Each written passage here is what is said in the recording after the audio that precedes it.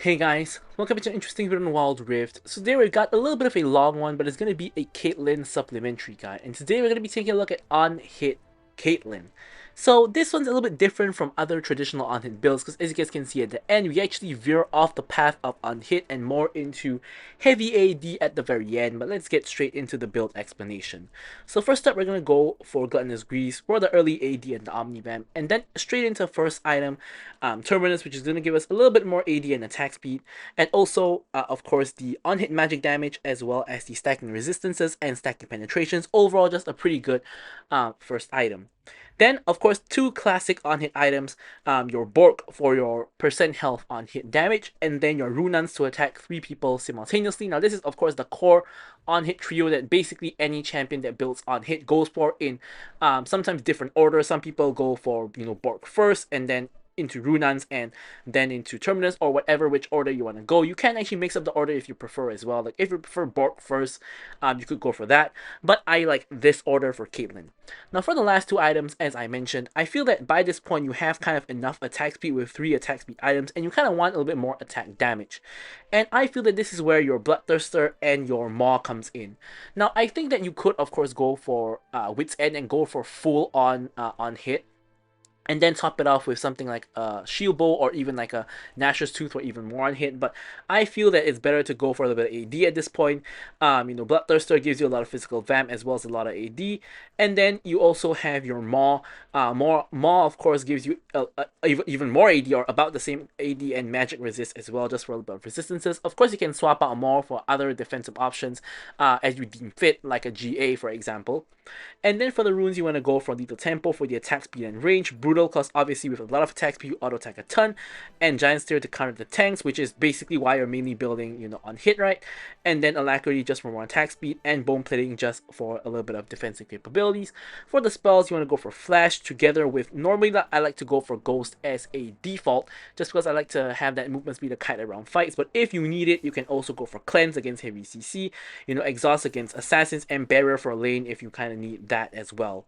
But with all that said, let's move on to a very, very long gameplay. Alright, so let's take a look at the gameplay. Of course, we are fast approaching the end of the ranked season at this point. Obviously, we're going to have our large update and the season is going to reset pretty soon. So normally towards the more later part of the season, obviously number one, we generally release less videos, not every day anymore. It's going to be more of alternate days, or sometimes we even have a period where we don't really release videos. But it's also the time that in-game I like to generally try and enjoy some of the more unique unique builds instead of going for all of the try hard builds. Now this is a little bit controversial because some people are trying to rank up at the end of the season. I am trying to win, but I do like going for like these on hit Caitlyn builds, and this not the most optimal build. I mean, don't get me wrong, you know what, this Caitlyn build is pretty good. You will see later on, I'm completely not trolling. This is a build that you can carry with, but to some people, it's like you should always go for Stormrazor, like crit build on Caitlyn. Why would you ever go on hit? And to me, it's like, there's a time and place for every build. And even though it may not be the best build as a default build in every game, there are going to be games where this is going to be the best build. In games like this where there's a lot of tanks and things like that, it could, come in very handy. So you can see in this particular game, we are against two huge tanks, that being Nunu with Aftershock.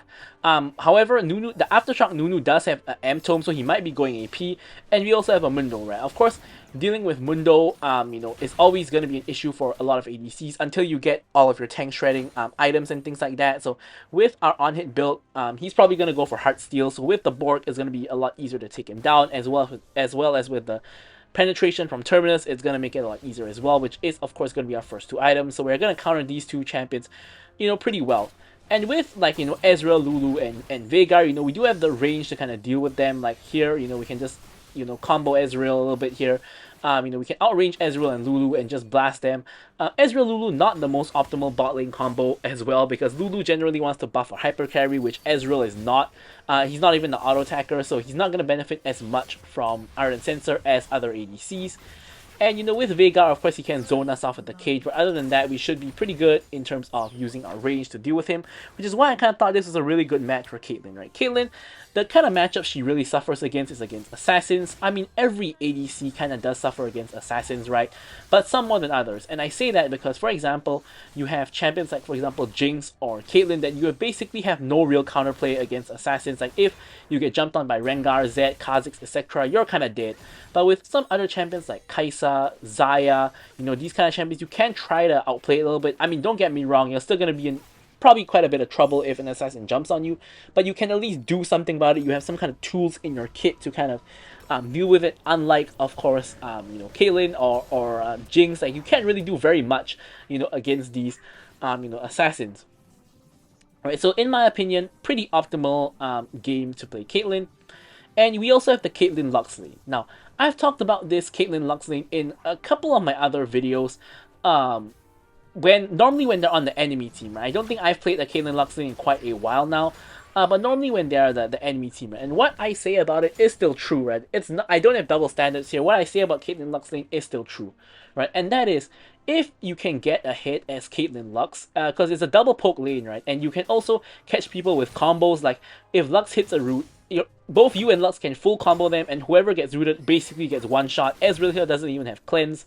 So if you do that and you get a hit, you are probably going to be very, very strong, and you're going to snowball the game and kind of take over the game. But on the flip side, if the enemy team can simply survive your poke and not get killed in the lane, you're going to be in a really tough position, to be very honest, because Caitlyn is not really the strongest champion right now. You saw in my last tier list, I ranked her pretty low.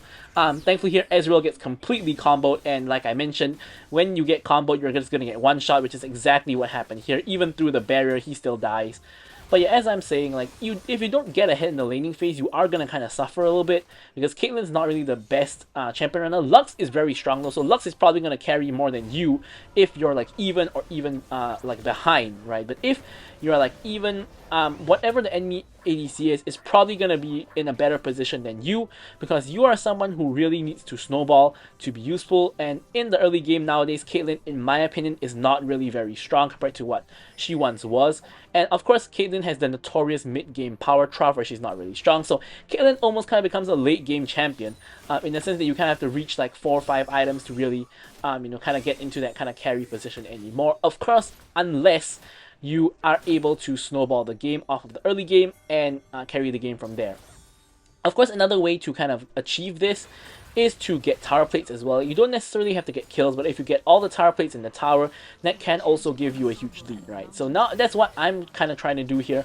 You can see I'm blasting the tower, and I'm setting up the traps below the tower as well to just make it harder for the enemy team. And at this point, I'm over 1k gold up on Ezreal, which is really significant. My team is taking the Herald, but the enemy team is actually taking the Dragon. Me and Lux both try to launch our spells when the Dragon is relatively low, but obviously we're not going to be stealing from a Nunu who can consume Smite to guarantee the secure. But our team overall does end up picking up the Herald, which is going to give our team a lead. Ezreal here gets comboed again. You can see he barriers through it, but even with the barrier, I'm able to still full combo him with the E into Q, into headshot, and then into the ulti to finish off the kill. So we are really getting the snowball rolling here, getting another kill on Ezreal, and maybe getting this tower even. It looks like it's only Lulu that's really here to defend, so we're going to be able to get this tower, getting the first tower of the game, giving our entire team extra gold as well. They haven't actually used the Herald yet, still in the possession of the Amumu. Lulu cancels our bag, which is really dangerous. We gotta kill Lulu there. Lulu has to flash, because otherwise she's going to get run down. And yeah, Lulu cancels the bag, but we're just going to quickly clean up this wave, and then we can get another base. Ezreal now back in the lane, who cares? We're now just going to get ourselves back to the safety of our tower before we get the base, because we don't really know if Nunu could be rolling his way down and interrupting us or not. So we're going to quickly go back. Obviously, we complete the Terminus, and then we also, of course, get the components to go towards our next item.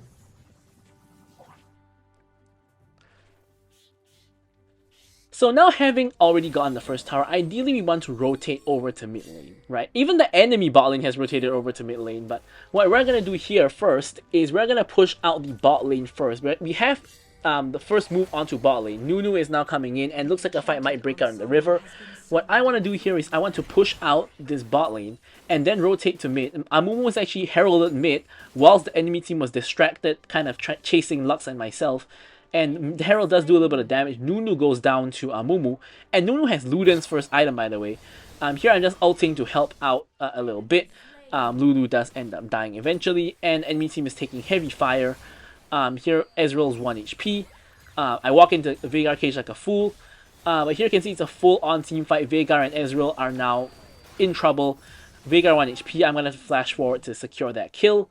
And now you can see Mundo, he's 2-1 and 0, but he has like a Heartsteel with like 300 stacks. You can see that we're having big trouble killing him. He pops the ulti and the Sterix as well.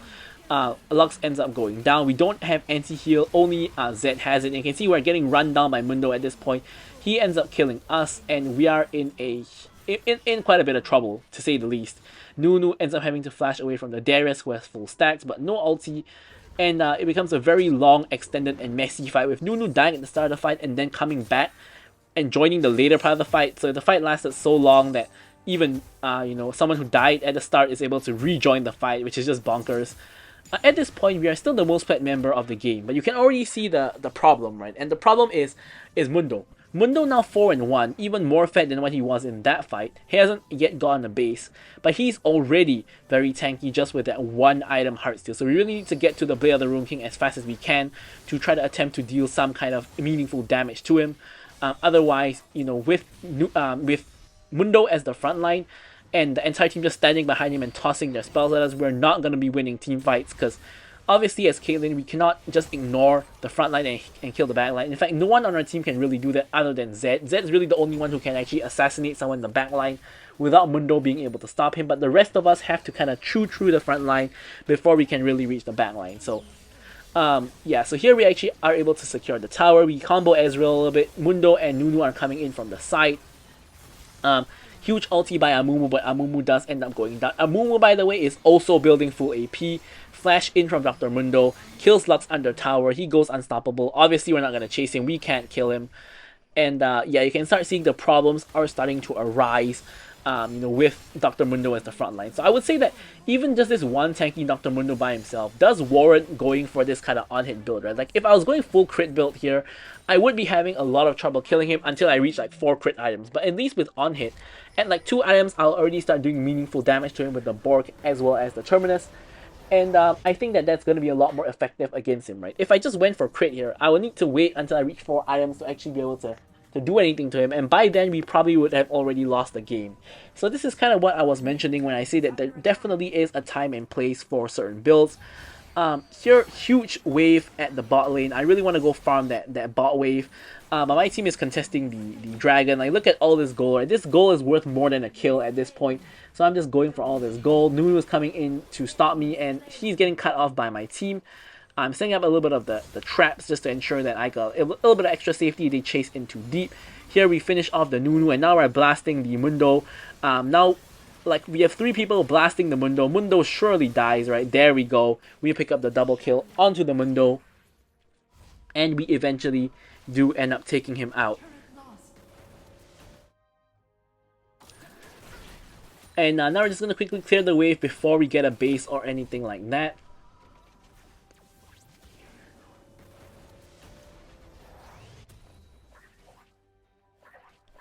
And pick up all of the components for the Runan's Hurricane. Now, obviously, Runan's Hurricane is yet another big spike, because you can proc your Terminus and your Bork on hit onto everybody on the enemy team. And overall, it's just going to increase your DPS, tremendously, right? So, pretty logical purchase there. Lots of enemy wards just in the area. We're just going to quickly clear out the enemy vision. But my team is getting into a fight, so I kind of need to make my way there to kind of help out a little bit. The fight doesn't look very good though, because Zed is already dead. Nunu coming in with a snowball at an angle. Almost hits me. I'm going to have to ghost because it's a full AP Nunu, and I don't want to be getting hit by the snowball of a full AP Nunu. Amumu's going in. Gets the 3-man ulti, and I'm just blasting whoever's the nearest target. It looks like it's Mundo. Ezreal actually got rooted there. Probably should have gone for him. but we couldn't really make it there very safely. Now here once again, I'm really just attacking whoever I can. If I had Runans here, this would be so insane. Veigar under heavy fire from me, and again I'm just hitting whoever I can using my range. Lux tries to snipe out the Veigar, but it doesn't quite work.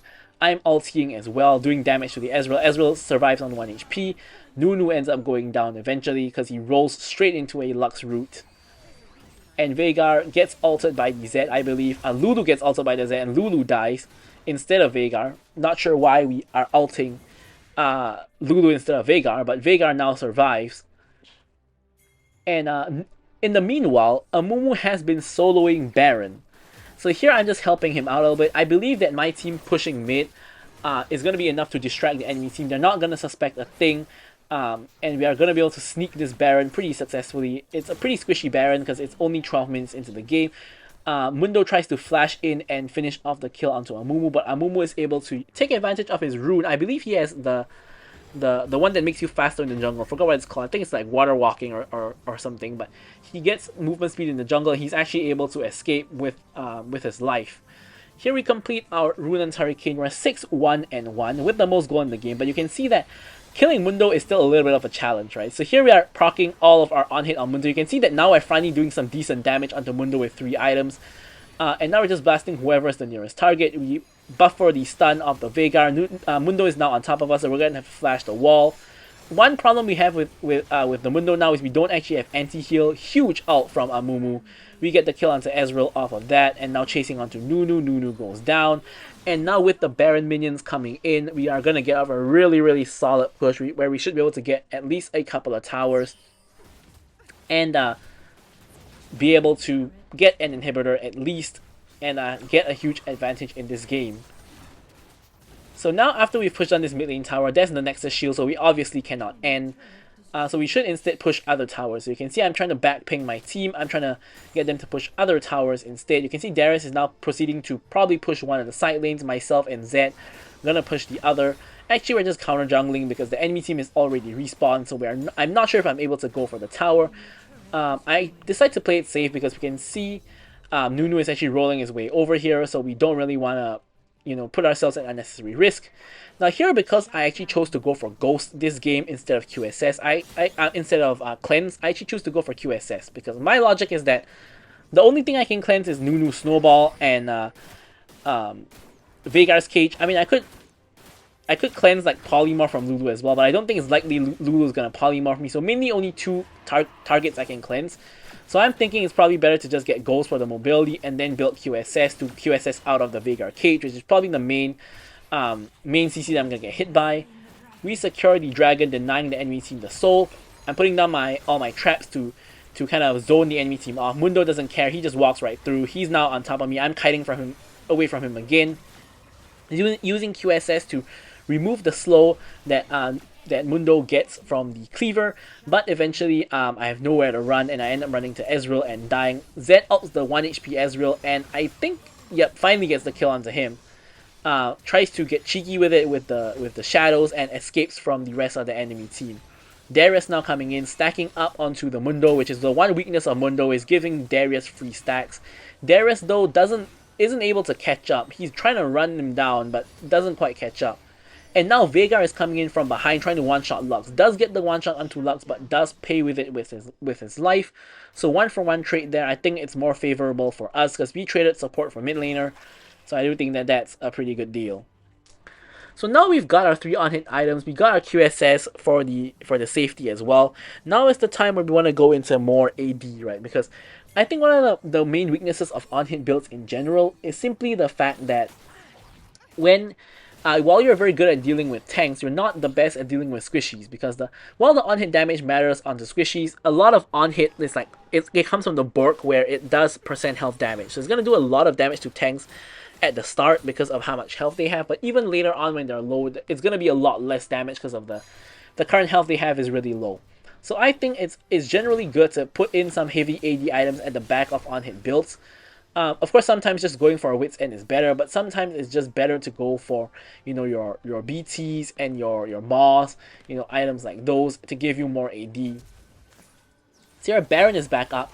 Amumu decides to go ham, goes in 1v3 and gets one shot by Veigar. That's really bad because our jungler is now down when Baron is up.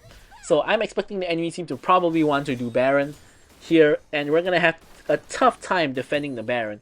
There's a 1v1 between Darius and Mundo up at the top there. For some reason, Ezreal is hiding in that bush by himself, gets caught. I ult him, but Lulu is able to block the ult. Darius ends up going down because the enemy team collapses on him. And here I'm trying to quickly steal this this Skull Crab, so we have a little bit of vision onto the Baron.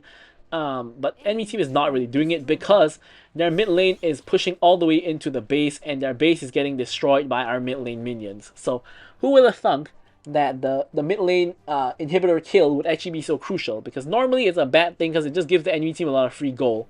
But in this unique case, it actually turned out being a good thing because the enemy team is not defending their mid lane properly. Now, the Elder Dragon is coming up in 20 seconds, and Baron is, of course, still up. So here I'm very close to getting Bloodthirster. I'm trying to desperately farm for Bloodthirster, and this Wolf Camp is going to give me enough to get that. So I'm going to quickly get myself a Recall, and then quickly get the Bloodthirster, and there we go, and rush over to the Elder Dragon where my team is already kind of getting into a bit of a skirmish. Lux is in trouble, at least a little bit.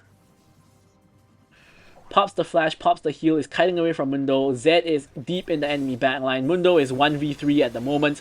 I'm here now to DPS the Mundo with 4 full items. Darius gets the reset onto Mundo. Tries to get more resets, but does dunks onto Lulu instead. Not quite a reset there. Ezreal tries to 1v1 me. Yeah, buddy, that ain't gonna happen. I misplaced the trap a little bit, so Ezreal doesn't get immediately trapped. Now here I'm stuck in the Veigar cage. I don't have QSS with me, and I end up getting one shot by Veigar. Lux cleans up the kill, but Ezreal trades the kill back in return. Only Darius is left alive on my team versus the enemy bot lane and jungle. So definitely a kind of losing team fight for my team. Ezreal is on the chase with the Seralda's Grudge as well, but Darius is able to slowly but surely walk it off.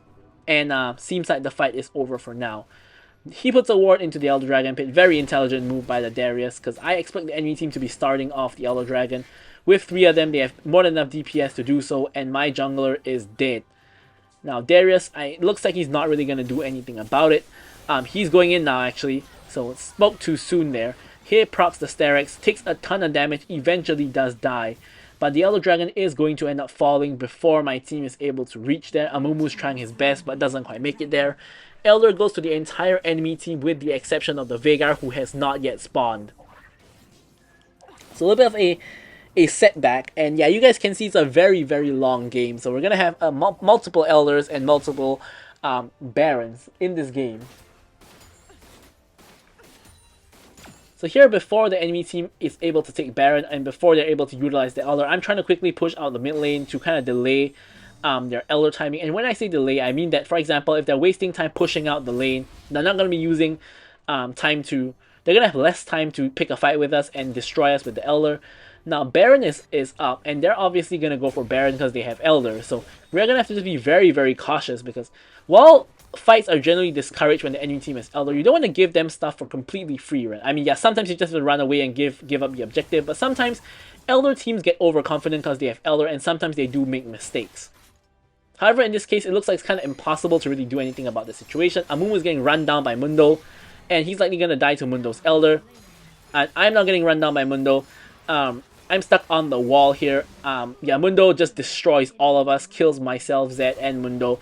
And the enemy team picks up the Baron as well. Darius is trying his best to escape, and looks like he is going to be able to do so for now. Lux steals the mid lane inhibitor, spawning the super minions in the mid lane once again. And she is now trying to make her escape after pulling off that heist. Tries to help Darius a little bit, and now is backing, but she is in vision, right? You saw the eyes at the bottom there. The enemy team knows she's there. Ezreal cancels her back, and now she's in a little bit of trouble. Darius is also in trouble, running away from the Veigar. Veigar now catching up to her. She's 1 HP. Doesn't use the Blast Plant. Allows Ezreal to instead use the Blast Plant, which is definitely a mistake, and Ezreal is able to run her down, and Lux ends up going down. Thankfully, myself, Mumu, and Zed have finally respawned off of that death on Mundo, and the enemy team is barreling down with the Baron and the Elder, taking down our top lane inhibitor. Now, bot lane inhibitor is going to be the next target for them. I'm trying to head over there to see if I can do anything about it. It doesn't really look like it. Mundo finally gets killed by Amumu of all people. And enemy team is going for me. I'm kiting for my life here. Going back onto the fountain to restore my HP. Darius goes in with the hook. Hooks nobody. And here I'm once again trying to get something done. I'm instead just getting poked out by Ezreal and sent back in shame to the fountain. My Darius and Amumu are going in now. Amumu picks up a double. I'm now just focusing whoever I can. I'm killing Nunu, and Darius picks up the kill on Lulu, I believe it was. Or was it Veigar, I think. No, it was Ezreal. What the hell am I talking about? Anyways, basically the long and short of it is the whole enemy team dies, and we've lost both of our side-in inhibitors, which of course is terrible. However, with the whole enemy team dead, and with super minions now barreling into our base, we do have a small window to just simply farm, right? We're almost full build at this point though, so we just need a little bit more farm to pick up our maw. So, but it's going to be useful for the rest of our team to pick up farm, because you can see Darius is about to complete his last item, so is Amumu, and so is Zed to some extent. Actually, Zed's only at 3 items, so he kind of needs 2 more items. We complete our last item, Maw. Lux is full build aside from selling support item and buying a new item. And here I'm actually selling my boots and getting armor boots, because that has really been the main problem for me, is like Ezreal and Mundo. Veigar has one-shot me like once, but he's not a huge problem for me for the most part. And Nunu as well hasn't really been able to get on top of me, so I think armor boots is probably the best way to go. And now at full build, at this point, we have a full Maw shield stacked up. We really need to be cautious of pushing out side waves, because it's very easy in the late game to go for objectives and ignore side waves. Now, I actually don't need this farm, but no one else is really taking the farm. I wouldn't mind like Amumu taking the farm or whatnot, but he's not doing it, so I'm gonna just take the farm instead. He instead gets a huge engage onto the Veigar. We end up killing the Veigar with the proc of the Bork, and Nunu now gets caught. He gets taken out as well, and Elder and Baron are now both spawning. The enemy team is completely inting it down by you know, picking bad fights. Now Lulu is getting caught out. We're all just gonna flash over and finish off the Lulu. Lulu goes down. Ezreal is now getting run down. Now Mundo does the only smart thing, which is to attempt to split push for the victory and force us to base and stop him. Now Ezreal is trying to contest the Elder, but I already have it with the help of my Amumu, and I'm able to just auto attack him down and finish him off. Now 4 of them are dead, with Mundo being the last one alive. He's not going to be able to split push for the win. Now here I was trying to actually end the game, but I realized that with Nunu and Veigar respawning very, very soon, the minion wave is walking a little bit too slow. So we're going to instead have to you know, go for the Baron instead and get the Elder Baron combo, which should be game ending. I mean, I say should be game ending, right? But the enemy team couldn't end with it when they got the combo themselves. So now it's our turn to give it a go with both Elder and Baron, whether or not we can end the game. So also, of course, right, we do have Maw as a defensive shield for both the AP users, the Veigar as well as the Nunu. So again, another reason to go for armor boots. Nunu is coming straight towards us, setting down the traps to ensure he can't roll past, at least not with a good amount of drifting. Full trap line is now ready, and Darius is getting caught inside the cage, gets comboed, doesn't actually die, doesn't even proc the Sterex, so he's fine. He just needs to go back for a little bit of health. Now here I'm trying to push the limits a little bit by basically going up for a little bit of poke, but not over committing. Now we need the side lanes to be pushed in, so I'm trying to distract them in mid, and I need my team to push out the sides. So Zed is pushing out one side, and no one is really pushing out the other side. I think Zed might be going over to the other side to push, and here Veigar oversteps quite a bit, almost dies.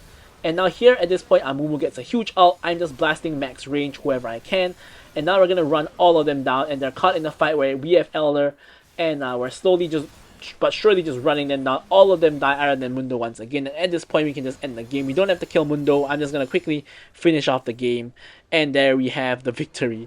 So I'm gonna leave you guys with the stats as usual. Thank you guys so much for watching the video, and goodbye.